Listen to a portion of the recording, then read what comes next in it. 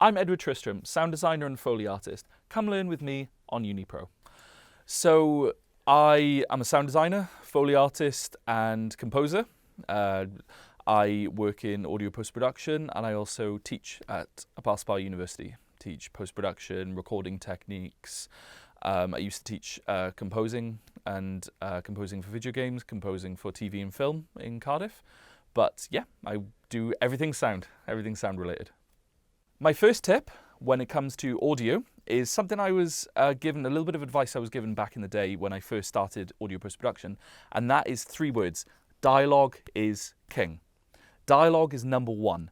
Now, when I'm working on a project, I've got multiple layers in my project, but I will always hit that dialogue first and I will treat it with the utmost of respect. So my big tip for you on any project, obviously if there's no dialogue, that's a different story, but assuming there is, dialogue needs to be treated with the utmost respect.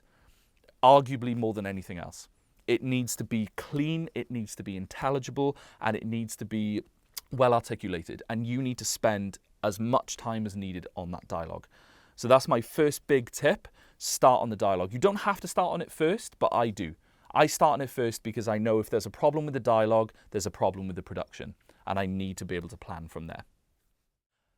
My second tip is you've got to get your signal chain correct at the start.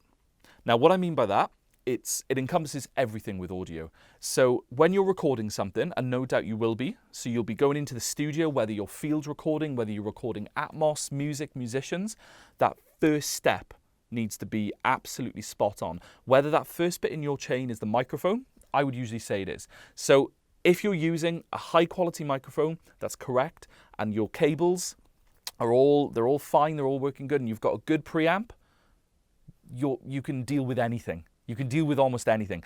But if you've got the best performer in the world, if you've got the best sound that you've just recorded, it means nothing if the first part in your signal chain is wrong. You know, if you introduce noise that early in your chain, then you're going to have problems. And the same goes for filming. If you're on set and you've got your boom and that recording is not clean, I count that as the first step in a sort of all-encompassing signal chain. So if that step is bad, and that goes back to the dialogue, if that step is bad, everything will become a nightmare from there. So my big tip, get it right on source. My third tip is learn Pro Tools inside and out.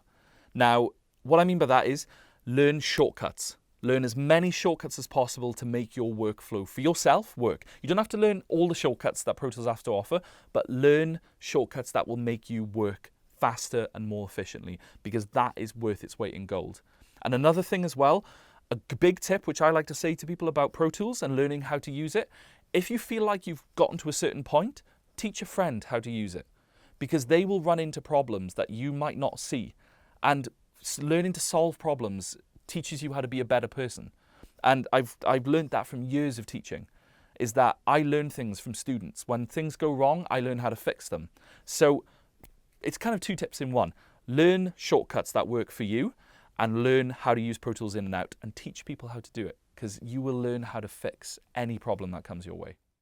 Want to learn Pro? Come join us on UniPro.